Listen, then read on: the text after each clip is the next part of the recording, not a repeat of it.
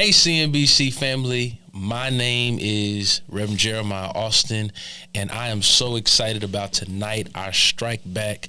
We're going to be talking about some interesting things. We're going to be talking about Black history and Gen Z, all right, Black history and Gen Z. And tonight, I am joined with some great, illustrious people that I am happy to do ministry with and to do life with.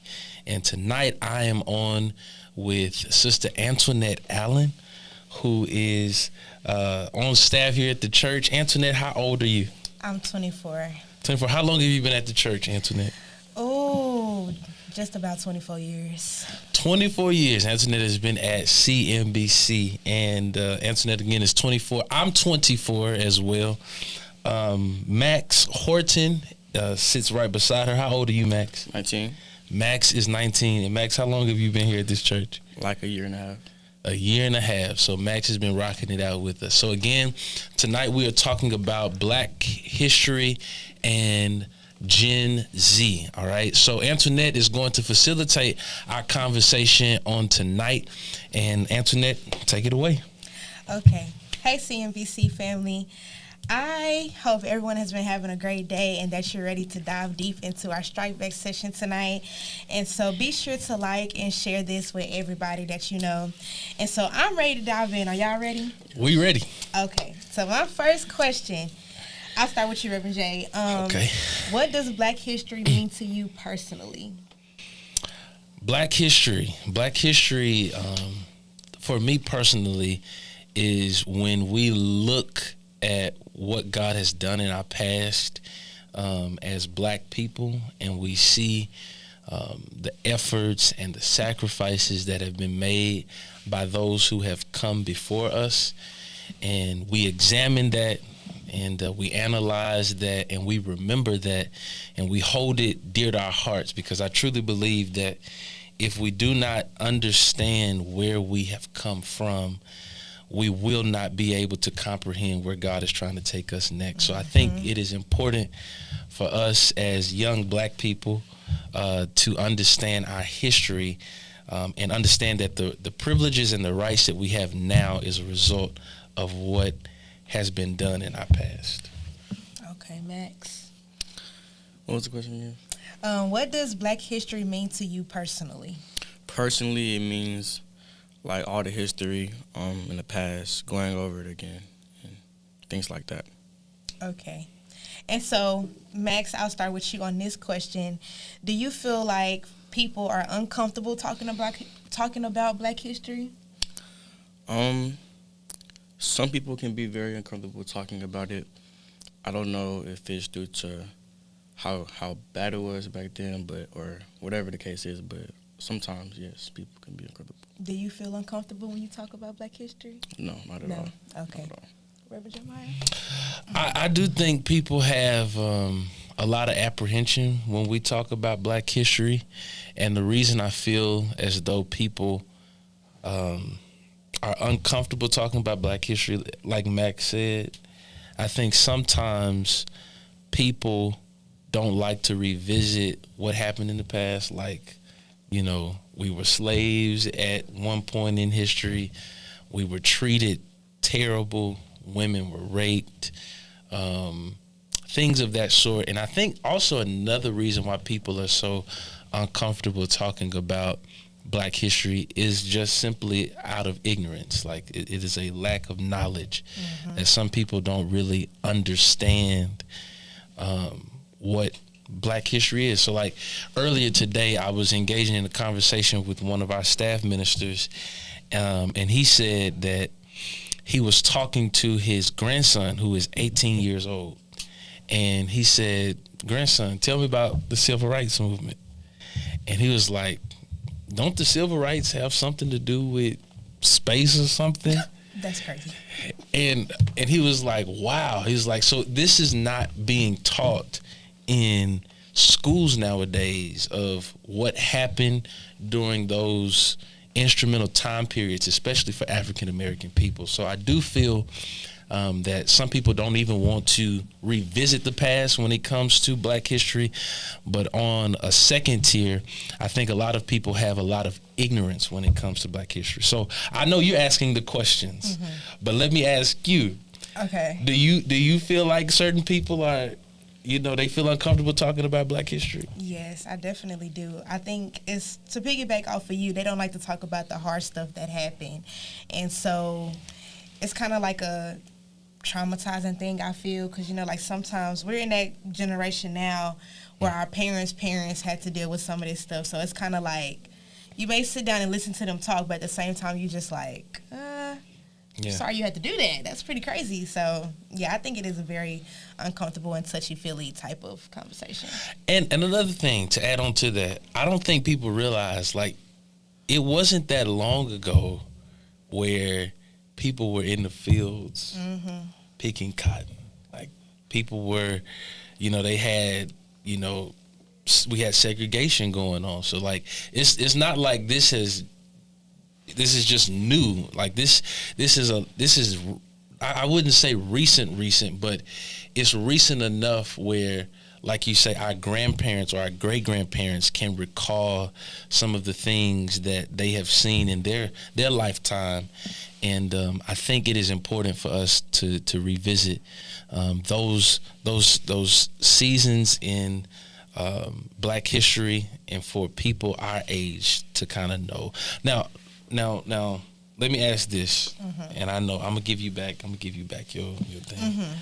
Why do you think people in our age group, Max, Antoinette, do not engage with even trying to know about Black history?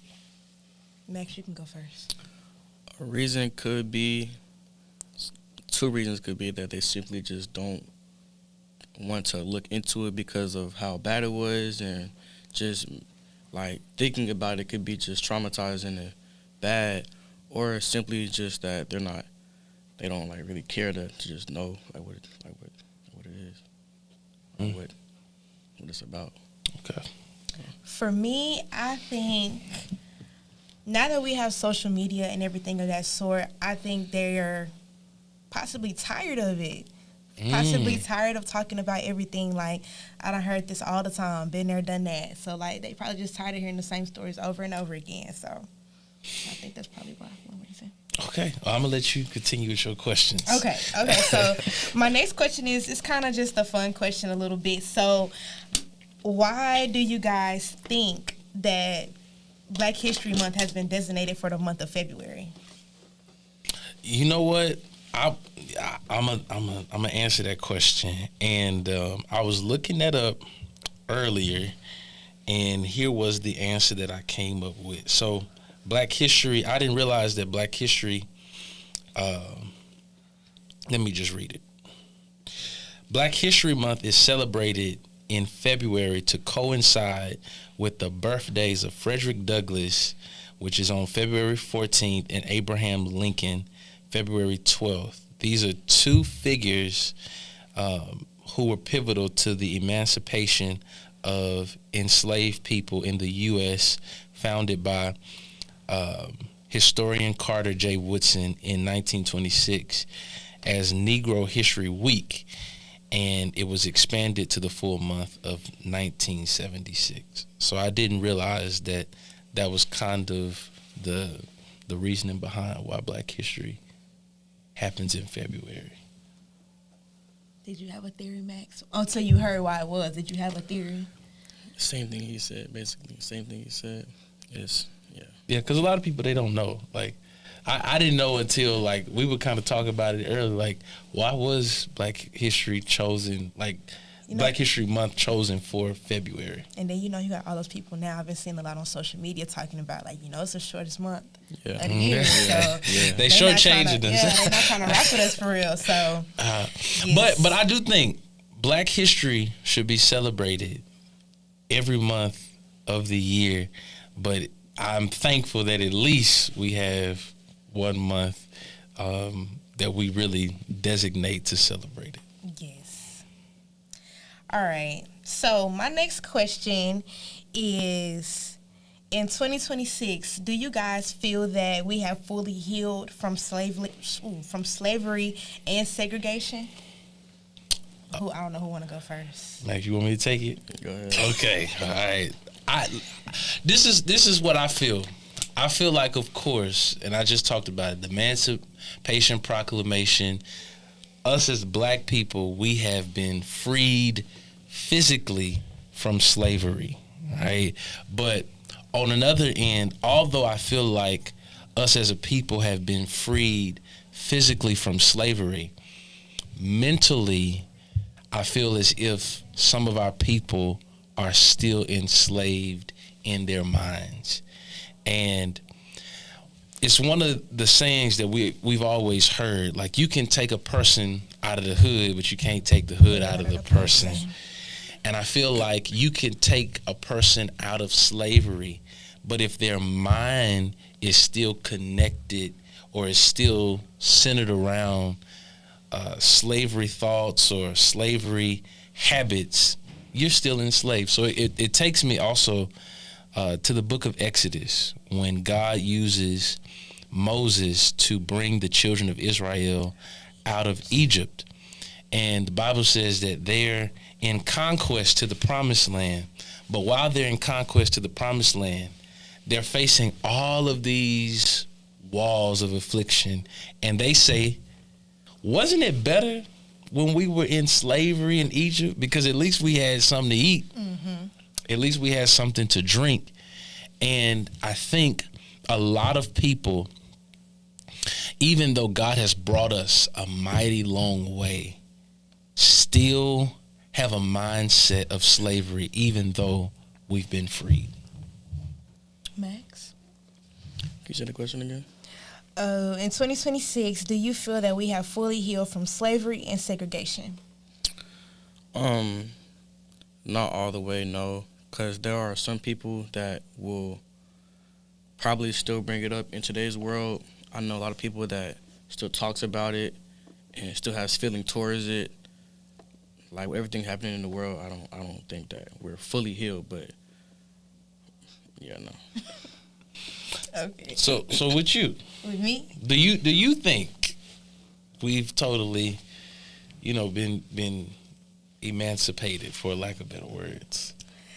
No, I don't. I feel like in today's world, there's always some type of hate still going on for whatever reason.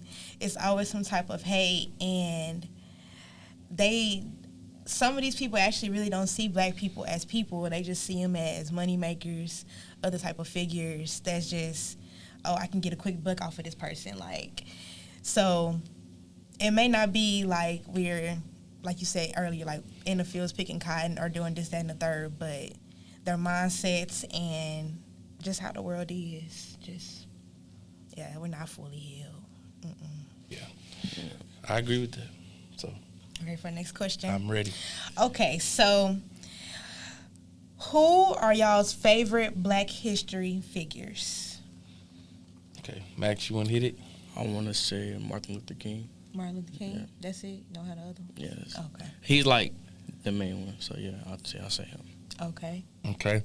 So, interestingly enough, in my office, I have 3 different figures in my office. So, 3 different pictures. And you want me to give a reason why? They're your favorite? Mm-hmm. Yes. Okay.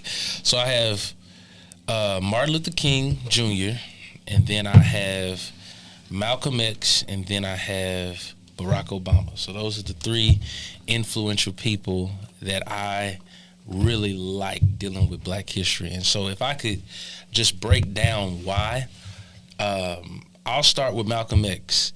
So Malcolm X was not a part of the Christian faith. Mm-hmm. And so I'll never forget one of the members, they walked into my office and they were like, "We Christian, why do you have Malcolm X?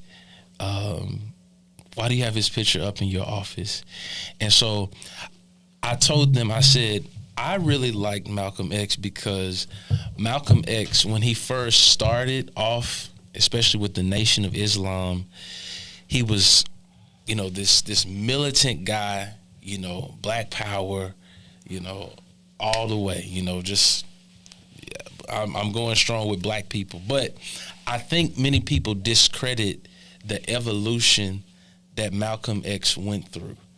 So at one point when he was disregarded from the nation of Islam under the wing of the Honorable Elijah Muhammad, he went on this spiritual journey or this spiritual awakening, and he went from black people, and he wanted to see equality for everybody. And so the reason I like Malcolm X is because of his evolution.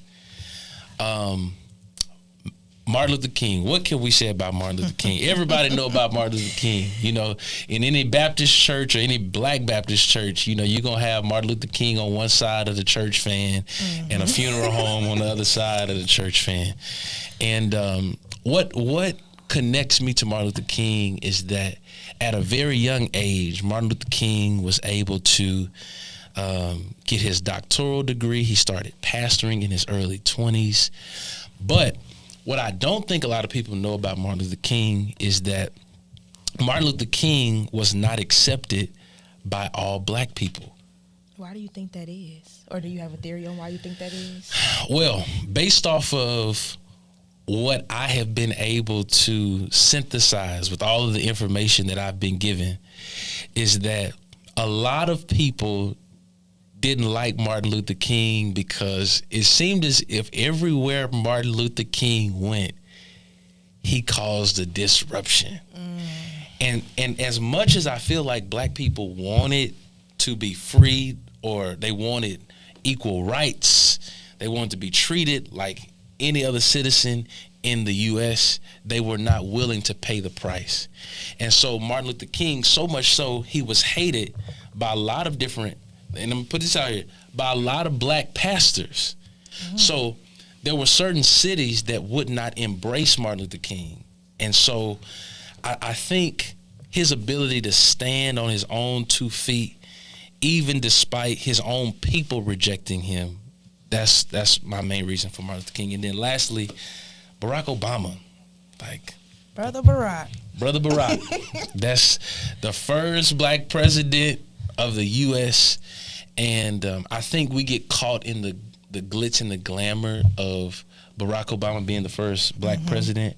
But I don't think many people realized what Barack Obama had to go through. And I was recently watching this documentary that when Barack Obama first got into official office as the president, he had this plan that he was going to bring. It was a bipartisan plan.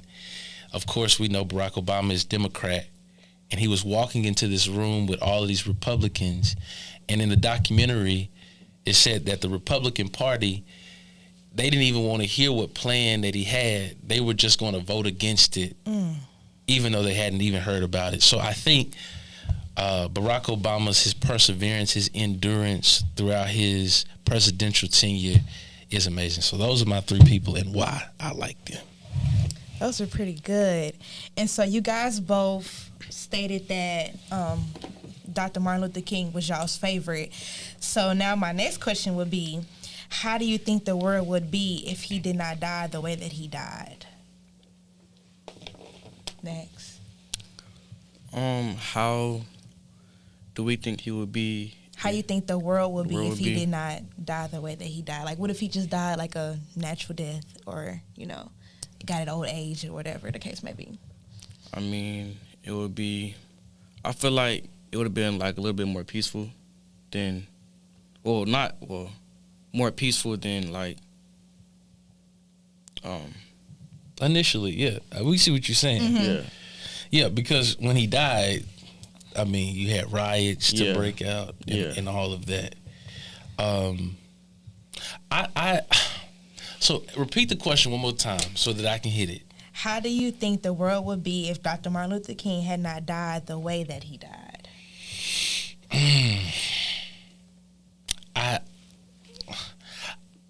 I think Dr. King had to die the way he died, just like I feel like Jesus had to die the way he had to die. And I think in my honest opinion, I don't think that we truly honor the work of a person until after they have died. Mm-hmm. So it's kind of like at the funeral, like if you go to a normal funeral, like you see people who you ain't seen in years. Like, and that's with anybody's family. Like, like where you been? Like what's going on? And then these people, they have all of these different stories, and they honor people differently because of the sacrifice that has been made. And so I honestly feel like, as horrific and horrendous of the death of Martin Luther King was, it was his sacrifice. It was his sacrifice, and it showed that I'm willing to put my life on the line for something that I truly believe in. And I think if he had not died the way he would have died, would things still be the way they are? I think God's will would have prevailed with a Martin Luther King or without a Martin Luther King. If it wasn't a Martin Luther King, he would have raised up somebody else. But I do feel as if that his death was definitely a sacrifice, and it showed how much he was vested in what he believed in. I agree with that. Well, with our young people today, do you think, just like Martin Luther King, just like Malcolm X, do you think that they're willing to take that stand in our generation to do what they were doing in our times now? Can you say it one more time, please? In our generation, do you think that we have individuals our age, your age, that will be willing to take the stand like how Martin Luther King and Malcolm X did, as severe as they did? Probably, I would say 50-50. Probably not severe, because everything that happened whenever they did die, all the bad stuff that was happening. But I know there's people that do want to make the world like better. So yeah. Do I think I think we are in a interesting generation. So people in our age group are just interesting people. That is true. You know, I just think people in our age group are interesting people. And what I have seen, and I can be right, I can be wrong, others can disagree with me. I feel like our age group is like, I have my own beliefs, but I'm not going to impose my beliefs on anybody else. And I feel like our generation is like, well, that's his business. That ain't got nothing to do with me. That ain't got nothing to do with me. This is my business. That don't have nothing to do with anybody else. So stay out of my business, you know? And I think our generation, we're good at vocalizing our opinions at times, but gathering a group of people towards a certain goal, I think that's where our generation falls short. So, you know, you have Martin Luther King, you have Malcolm X, and of course you have other historical figures that have done a great job of paving the way for us as African Americans in the United States of America. But to be honest, I don't really see people in our age group like that are doing that we can say, oh, this is our leader. Now, of course, you have your pockets of people, but in a full vast, I don't really see it. What about you? Do you see it? No. Now, I was really about to ask, like, what do you think it would take for them to end up, like, taking that first step? Because, you know, the whole thing is, like, faith without works is dead. So it's like, how are we supposed to make it better if we're not doing nothing? This is what I believe. I think that the reason we don't have a lot of people who are willing to speak truth to power is because a lot of people, especially now in America, we're laying in a bed of ease.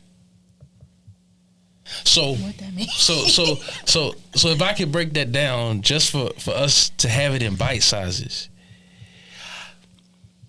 we have come to a place where we're so comfortable where a lot of people in our age group don't feel like, really, like, why do we need to do anything? And I'm not just saying that. If you look at even the metrics on the people who don't vote, our age group don't even vote. Oh yeah, I know that's true. And that's because we feel as if, you know, we really don't have nothing. We don't really have nothing that we need to move towards. And I may be probably oversimplifying this, but I do honestly feel like the reason why people in past generations were so passionate is because pain moved them to want progress. But now we don't see every day our people being hung in trees. I don't know what I would do if I saw that for real. Right. Like, we're not getting kicked out of restaurants because we sitting at the front of the restaurant. Like, I mean, of course we have our certain fears, but I mean, overall, we don't have the same issues that they had back then. And that's the pro and that's the con of progress, because a lot of the times when you have a generation who does not know what it took to get where things are, they don't have the same fight. No will.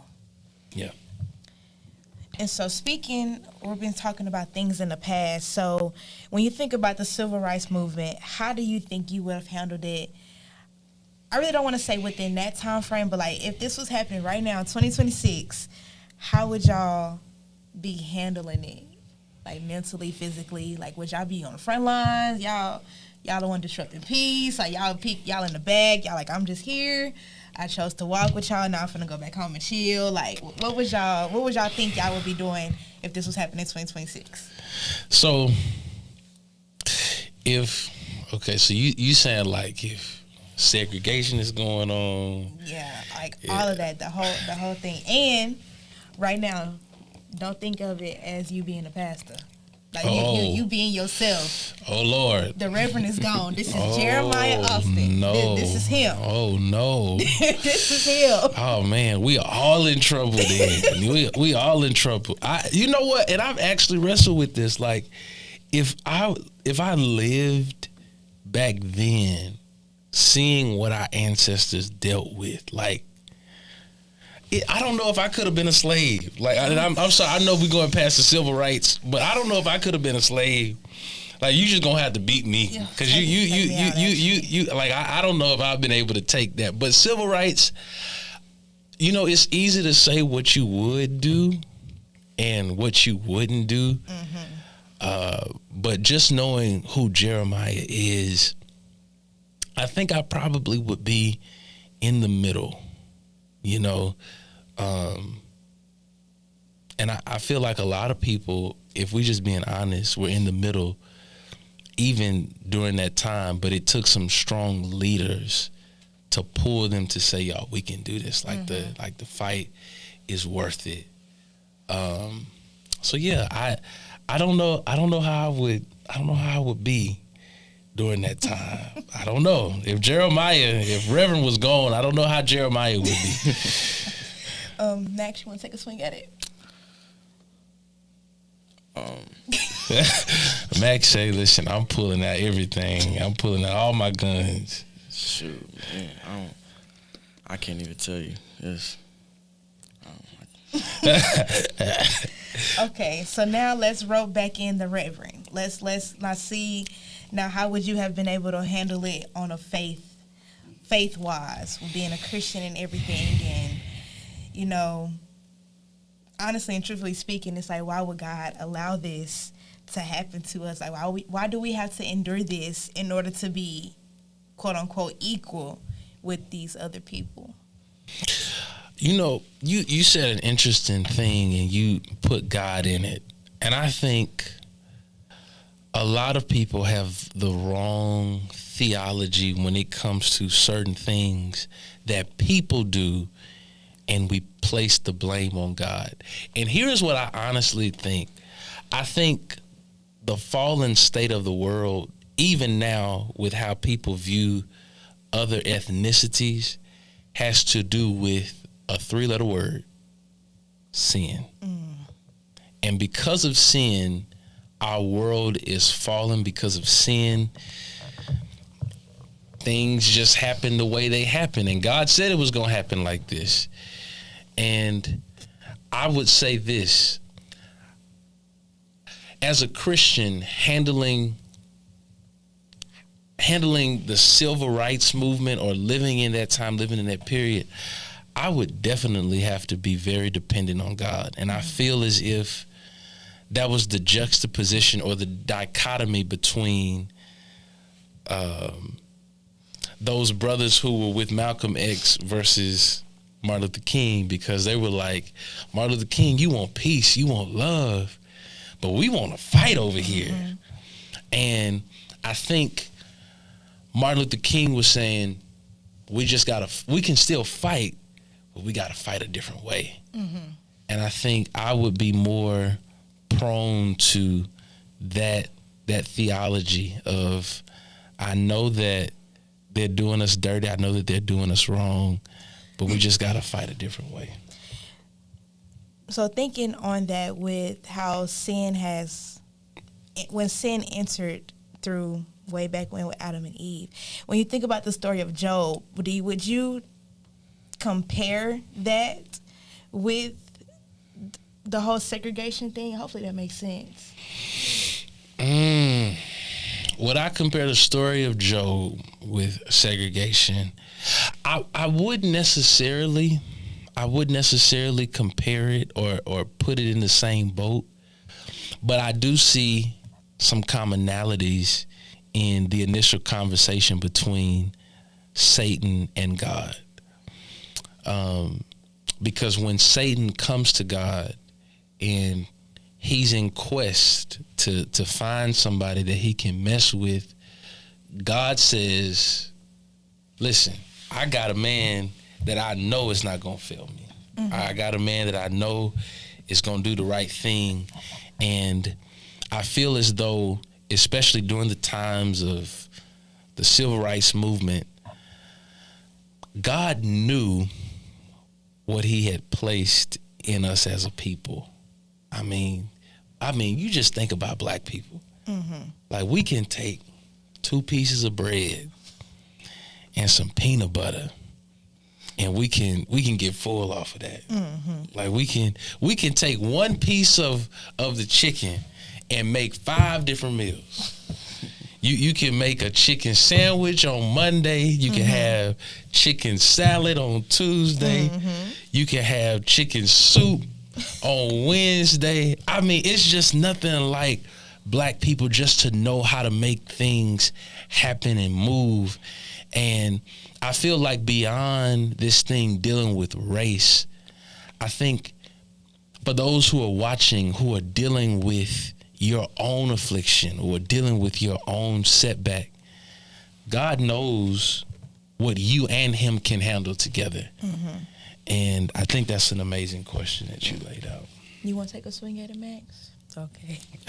And so now I want to do a little shift in the conversation. So if y'all don't know, Reverend Jeremiah is the youth pastor here. So he governs over our 6th through 12th graders. And so my question is, how do you feel, or how do stereotypes still affect our young youth, our young black youth to be exact? Okay. Stereotype. Okay. So stereotypes, you got that definition? Let me pull it up. Let's find that definition, because I don't want nobody to just assume that they know what a stereotype is.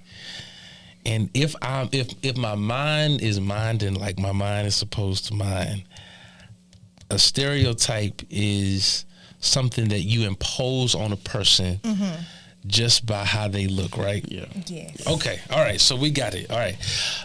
Some of the stereotypes and how it's affecting our young generation.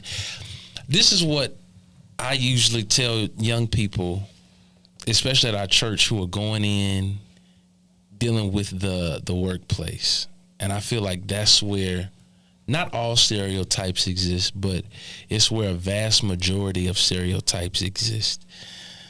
Some young people may go into a job, and they're stereotyped against, number one, not just because of the color of their skin, but because of their hair. Mm-hmm.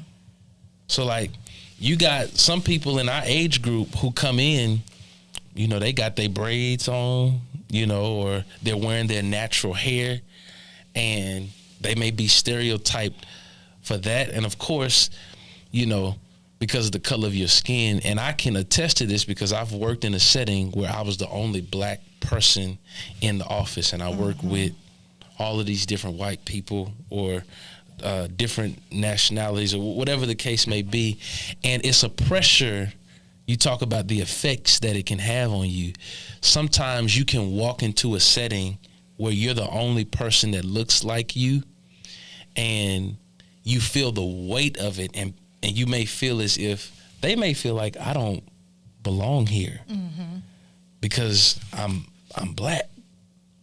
And if you're not careful, you will try to overwork yourself to try to prove them wrong. And so my encouragement to some young person, especially, like I said, stereotypes can exist in any different area of life, but especially for those students or those young people who are going into spaces where people look different than you in a work setting. You have to prove yourself, but don't try to prove yourself to your detriment. If God has put you in that position, He's put you in that position for a reason. Now, work hard. That don't mean come into work late, leave early, take a 2-hour lunch, and then come back. No, work hard, but don't try to overwork yourself. Yeah. Have you experienced any stereotypes? Like, I can say I have, like, one time. So I live in a neighborhood, and somebody stopped me and was, like, basically saying, why am I in this neighborhood? But I live in a neighborhood. And so he just questioned me, but I don't think he understood that I lived there. So he was like, he was some kind of neighborhood watch or whatever. And I was like, I live here. So it was just stopping me. But he knew my mom, but he didn't know me. So, yeah. So, yeah, I have. So you handled that situation with grace? I handled it with grace, for sure. Okay. You didn't go off on him or nothing? Nah, like, he pulled up on me. Well, he came to me, like, in an aggressive manner. But I was confused at first because I didn't really understand or know, but, like, what he was saying. But I lived there, so it was good. Let me ask you, have you experienced any stereotypes? I don't think so. I don't know if it's the right word to use, but I feel like I've been fortunate enough to work in environments that have been centered around a lot of black people, so not anything like outside or anything. From school, even in college, going to HBCU, like I just haven't been really around all of that for real, if I'm being honest. So let me shift it, because it's different when people of a different ethnicity put stereotypes on us. Yeah. But in the black community, we stereotype each other. I agree. That's true. So, like, what are some of the stereotypes that black people put on other black people? I think one might be like on education wise, like the way that they probably grew up, and they're like, oh, you're not gonna make it. You're not gonna do good in college. Like, you're not gonna graduate. You're not gonna do this. But I find it very inspiring for those individuals that are first generation graduates. Like, I think that is so cool because they just basically they beat the stereotype. They went in, they probably broke all odds and was going against a lot of people in their own family that told them they wasn't gonna be able to do this, and they did it. They still did it. Yeah. So I think that's one of the main things you think about. It might be through education. what about the stereotype? And I've talked about this, and I think this is real important to call to the carpet. Black people often stereotype against another black person based off of the tone of their skin. So my mom would tell me this because, if you look at me, I'm darker, but my mom is light. She's light skinned, and she grew up in a town called Mahia, Texas, with her grandmother, and she would talk about how a lot of the people in that community were darker complected people. And she would a lot of the times be faced with people having something to say because she was of a lighter complexion than everybody else. And what we have seen is that, in certain families, some kids, if you come from a family where everybody is dark, like my mama should talk about this, like everybody in our family is dark. And she said, I used to get teased because I was the lighter one, in the family. And so how should one deal with something like that? Like, okay, we still the same, we still all black, but like, and that even seeps over into dating. Like certain parents are like, listen, they'll tell their kid, like, listen, don't you come home with nobody that's too dark. I want my grandbabies to be light skinned or something like that. Is that the right way to be thinking about things? I don't think so, but I think people gonna be people. So I think some of those things that our parents may say, they heard it all day life, and so they just not used to change. And so I don't think it's the right way to go about anything. But for a person, I mean, like myself, I'm pretty light skinned, but y'all listen. This is why this is funny, because prior to this conversation, I said, Angela, you light skinned, and she said, I'm not light skinned. So you are light skinned. So at least it's on record that you light skinned. Okay, whatever. Anyway. All right, go on with your questions. So okay. So with our youth, how is there a way for you or for our youth parents to teach their youth how to stand strong, like some of those people we talked about earlier, Martin Luther King, Malcolm X, Barack Obama, how to stand strong in times like we are in now, even in 2026, and keep their faith? I think the only way to teach students and really our young adults how to stay strong and how to stand out is you cannot show just the glorification of these different historical figures. Like, and like even people in the Bible, like we glorify people like Shadrach, Meshach, and Abednego, but I don't think we realize like these people were faced with, if you do not bow down to this golden image of Nebuchadnezzar, you're about to be cremated alive. Yeah. And I think one of the things I'm blessed to have here at CNBC is that our pastor has allowed me to shadow him for the past, I've been at this church 24 years, but especially like the last 11 years, he has shown me how to be a leader, not just through the glory days. So like the Sunday mornings where you're on the platform and you're talking to people and the room is filled, but he's shown me the flip side. Like, no, there is struggle associated with being great.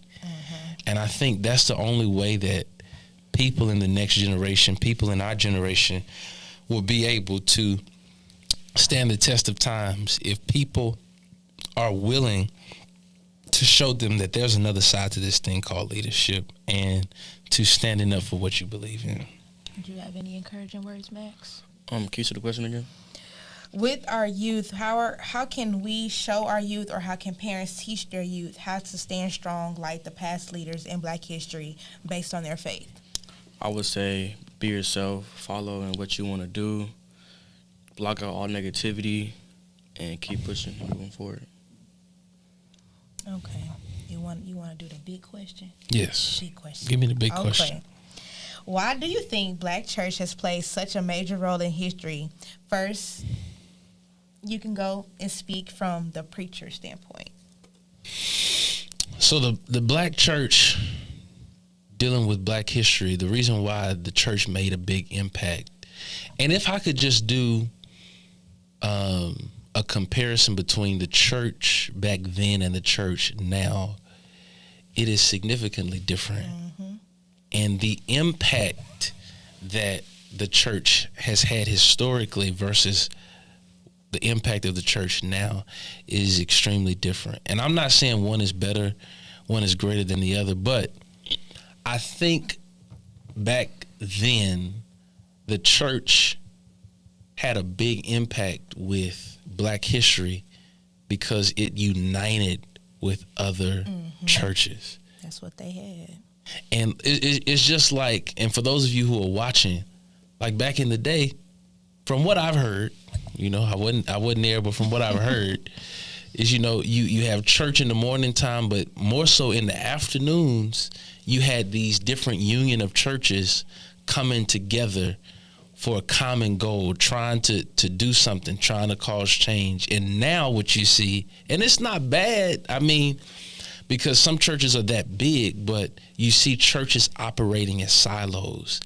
And this church leader doesn't want to communicate or collaborate with this church leader because of whatever reason may exist.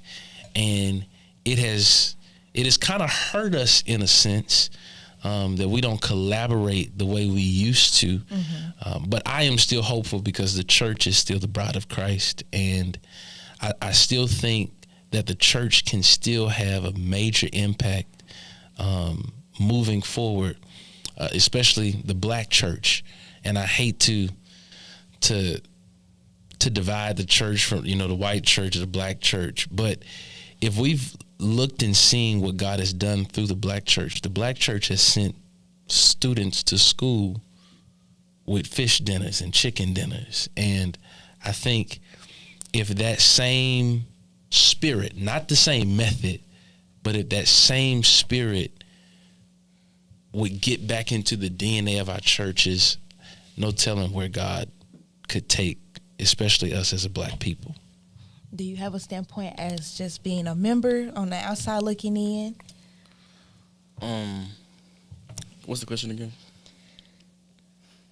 Why do you think the Black church has played such a major role in history? I don't have an answer. Okay. While you were speaking, I was thinking about when you were talking about how one pastor over here may not want to communicate with one pastor over here. When it comes to pride, do you think pride has shifted a lot of things within Black history, good or bad? Or has it hurt us, or has it made the churches stronger, Black communities, all of that? So pride from which angle? From a pastor's point? Yeah, we'll go pastor's point. You could say that. I don't,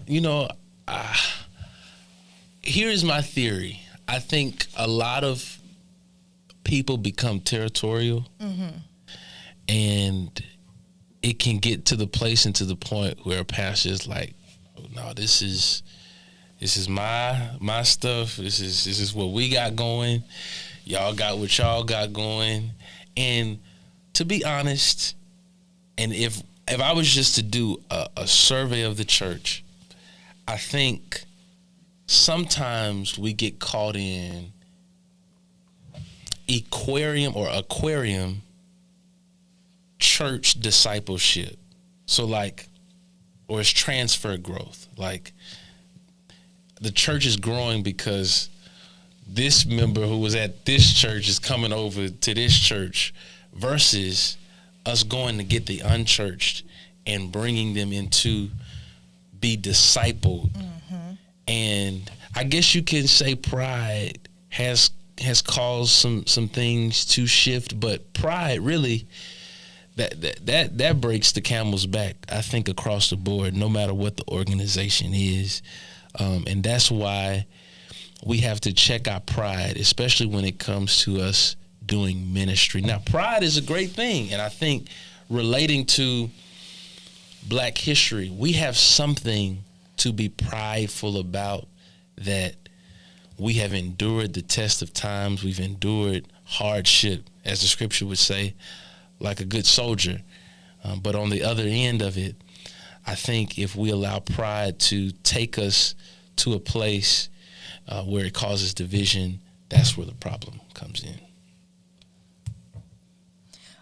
So we can do one more question. So when you think about yourselves, how do you feel like your history, we'll say like your family history or even broad history, has changed within yourself? Like, how do you feel like this person's story shaped you to be this person, if that makes sense?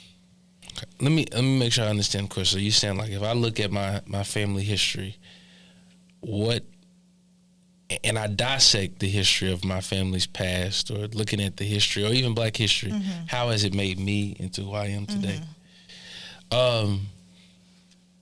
For me personally, I feel like understanding, especially like when my mom or my aunts talk about kind of where our family has been, and, you know, like some of our ancestors, how they used to be in the cotton fields and all of that, I think it helps me to understand what type of blood is running through my veins. And I can understand the significant sacrifices that they had to go through to be where I am. And because of that, I have to succeed. And I have to do my best wherever I go. Yeah, I agree. All right. So have we come to the end? We have come to the end. This is all I have for y'all. All right. Well, we appreciate each and every one of you tuning in on tonight. Again, we encourage each and every one of you to please hit the like and the share button, and especially share this video with some young people who are Gen Z. All right. And as we have kind of dissected, we've went through a lot of different subjects tonight, but I do think it is beneficial for you to explain, especially to your students or to your children, about Black history, civil rights movement, you know, and the things that our people have endured through the test of time. So again, this is Reverend Jeremiah. We've had Antoinette Allen. We've had Max Horton on with us tonight. We're thankful for your presence on tonight, and we look forward to seeing you on next Monday night. May God be with you, and may his peace and his love be with you. Amen.